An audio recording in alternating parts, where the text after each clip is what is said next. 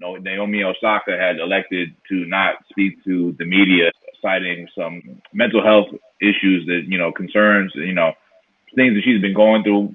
For whatever reason, she didn't want to speak to the media. And, the French Open and the powers that be involved in the world of tennis internationally more or less sent her a message, along the lines of, hey, look, you're going to make this difficult for us.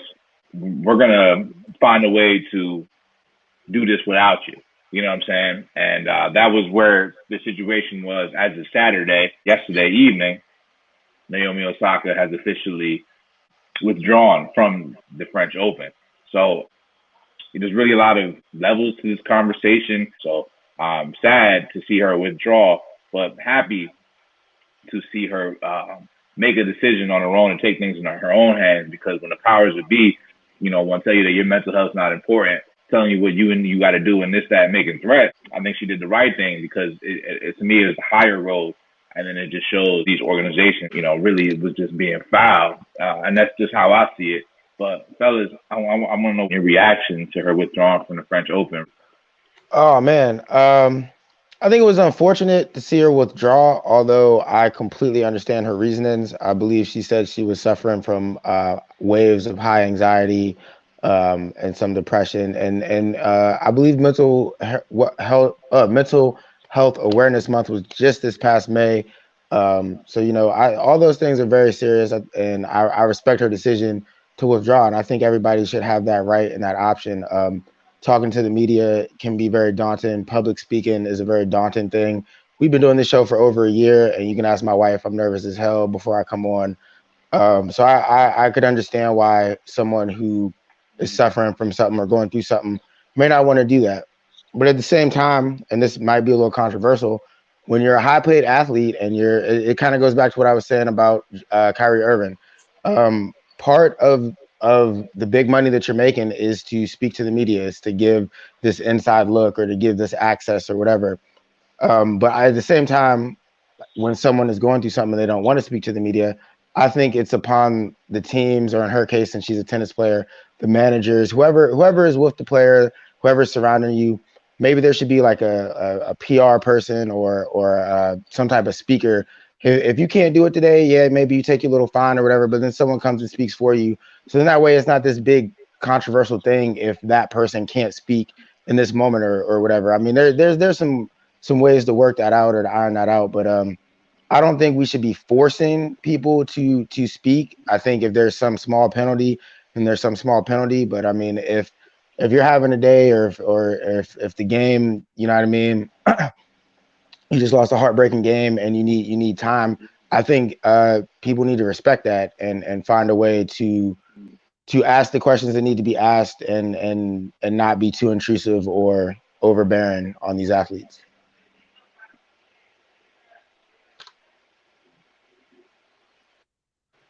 Word. Now, I agree with that, Rome, and I think my guy B, man, he just dropped that's one of the best comments I've seen.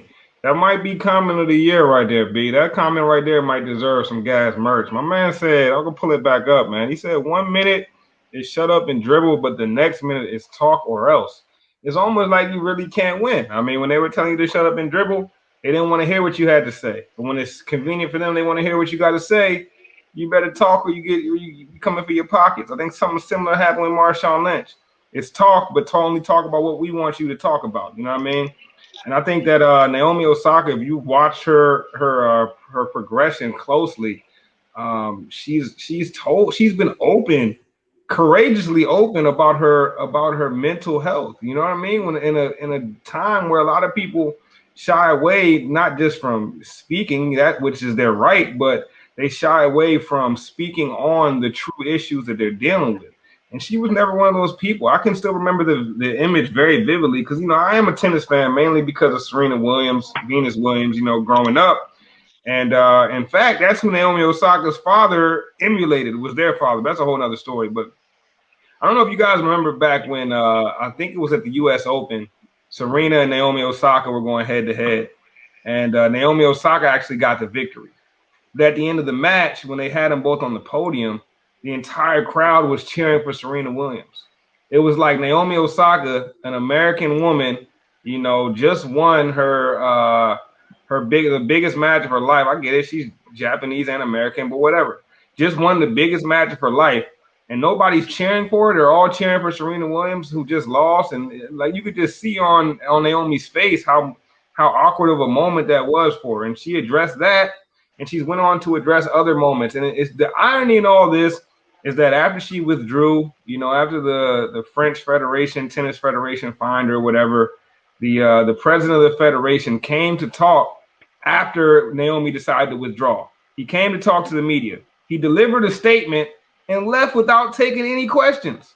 The irony, bro. The irony that you're requiring, your athlete to take questions, but you can come up to the podium giving a statement on your athlete and then storm out without taking any questions, bro. It just goes to show you how the system works, man. It's not in favor of the athlete. And guess what? They're losing out on a ton of money because literally the most famous, the most popular tennis star, the highest grossing women athlete in the world today is no longer a part of your event because you were being petty. Is the interview that much? Is it worth that much to get her to answer a few questions at a press conference? Now you losing all the eyes that would have been watching your event. I don't think it was worth it, but hey, egg on their face. Yeah, and that's why I like the move, man, because it shows, like, like she said, she wasn't feeling, she wasn't feeling it, and that's the Josh is withdrawn, that really puts it in perspective, and now they look bad, really, really bad, in my opinion. Anybody else want to weigh in on this? G? This is hard to play devil's advocate when it comes to this. And one side, we want to hear athletes talk, whether it's win or loss. Shit, look what the cameras did for Michael Jordan when he won that finals just for his dad, and we got to see Michael Jordan cry. Gave us iconic moments like that. Do we go back and not do that no longer as media, or do we continue doing our job just to ask questions? And I get it, because she's going through a little difficult time, not a little, but a great matter of time right now mentally. So yeah, you want to give these players their space. But at the same time, as media, right? As the media that we are right now, when do we say yeah and when do we say no? When do we not do our jobs by asking these questions? Because we want raw emotions, right? Isn't that why we're there and try to capture these interviews after wins and losses? Because we want the most raw of opinion from the players. She said she was willing to speak after the tournament, but they made it a big deal. It's like it's so hard to pick between, because it's just like, yo, as a person, and that one day we'll probably have a child with them. Like, we will want to make sure that our children are safe and have this space. But as a media member, we want everything, right? So it's just like one of those, like, you step in the spotlight knowing what you're getting yourself into. I agree with you, G. I agree with you to an extent, man. I mean, like, I think the responsibility goes on both parties, the players and the media. You have to know how far is too far. You got to know when to draw the line. And as the player, you got to know, hey, like, I'm gonna get hit with these questions. You got to be prepared. Even if you want to go out there, let's say you have your media obligation in the NFL, the NBA. Let's say you don't want to talk about practice, you don't want to talk about the game. Use your 15 minutes to talk about whatever you want to talk about. It's your platform, and if they're gonna force you to talk or tell you that you have to talk or pay money, talk about whatever you want to talk about. You ain't got to talk about that. Spend your time talking what you want to talk about. But it's a fine line, and I think it's a responsibility on both the players and the media, but more so on the media and the leagues, man, because like Bryce said, it's already not in favor of the players, and I think that's a little bit ridiculous because they're the ones that bring the money to the league.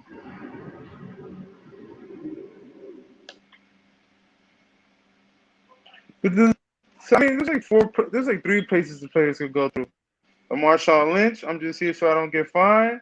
A Kyrie Irving, where we just hate him because he doesn't want to talk to nobody. He's being genuine, and sometimes ingenuine is considered being an asshole. Or we get this Naomi situation where it's just, we tone it down. Thing, bro. That's why people mad, bro. People aren't mad. People mad because she's not talking, yeah, but they're mad because she's not talking because when she wasn't talking and all the messages she was making and all the statements that she made politically without talking, and then when she does talk, that's what she's talking about to a degree. So she's controlling her own message. You know what I mean? She's controlling what the narrative is around her, and she's, not speaking in many cases and speaking volumes in a sense. And I think that's what first what really, I liked her before that, but that's really liked it more. I became even more a fan about that.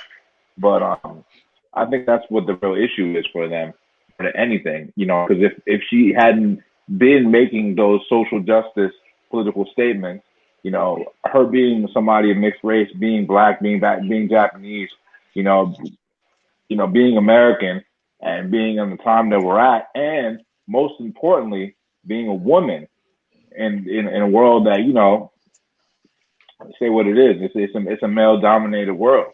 You know what I'm saying? Sports, especially. It's a male dominated world. You know what I'm saying? So I think that's the biggest thing. So you got a black woman, that's not just a woman, she's a black woman. So it's even more like, so they're just really, I think that's what they're mad about more than anything, is the fact that, the statements that she has made, and now she's just like, they're looking at her as like a problem child, and more or less they basically just threatened to Colin Kaepernick, or, you know what I'm saying, more or less like, we don't need you. You know what I'm saying? And then there's a lot of elements to this. Some people say it's not fair. It isn't fair, first of all, but some people saying like people like Kyrie, they kind of can do what they want, and it's true. But it's different, and it's not fair. But because she's a woman and because she's dealing with so many international parties, and the politics gets so deep. But yeah, I think that's what the real issue is, more than anything, because she's already got this image around her and it's tied to these things that they're probably already trying to distance themselves. So her saying that she's not going to make statements or law, it just draws more attention to her. And in that sense, and if she comes out there and makes another, political statement on a mask or something like that, then that's what the eyes are going to be on. They don't want that. Nah, facts, man. Facts. And then you got to take into account the sport that she's in as well. You know what I mean? Like tennis isn't the NBA. It's not the NFL. It's not one of these sports that are the biggest in America. You know what I mean? Like this sport is bigger in other places than it is in America, honestly. I mean, we don't even consume a lot of tennis in America, but in Europe and Asia and these other countries, man, tennis is still one of the top draws when it comes to sports. I mean, if you're talking about European sports, it's probably soccer or football, and then tennis is probably right under that. You know what I mean? Maybe in some places it's cricket, maybe in some places it's something else, but like the dynamics just shift when every single country's got something negative to say about you. Yeah, sure. If you're an NBA player, you're getting it from the American media, right? But if you're a tennis player, you're getting it from the American media, the French media, the Spanish media, the every single media out there. You're getting it from, and I can only imagine when Naomi Osaka, she's still young. I can only imagine what she's going through, man. She's talked about how much life she's missed out on because of this. I mean, at some point, you got to look at these athletes and say, hey, look, they asked to be great at a sport. They didn't ask to be, your role model. They didn't ask to be your favorite. They didn't ask to be the person that you want to hear from. They didn't ask to share their personality with you. You know what I mean? That's why I always had a certain respect for those athletes where like you don't really know who they are. Some of these athletes, man, you get in these press conferences, you know exactly who these guys are, man, because they're just those type of extroverts. But like you think of a guy like a Kawhi Leonard, you got no clue what his personality's like. Derrick Rose, you don't know who this guy really is, man, because these are people that didn't give you all of themselves in press conferences, man. And I respect that. I respect both sides of it. And I think that they're just not trying to respect that out of Naomi Osaka because, like Scruff said, they see her activism, but then they get in the press conferences and she might not be the open book that they can easily expose and easily try to you know, make something out of. You know what I mean? Make a story out of. And hey, all power to her. All power to her. I stand behind her decision 100%. At the end of the day, man, it's this French Federation with the egg on their face. They're missing out on the best women's athlete out there right now, the highest grossing out there. So that's eyes missing out on their sport.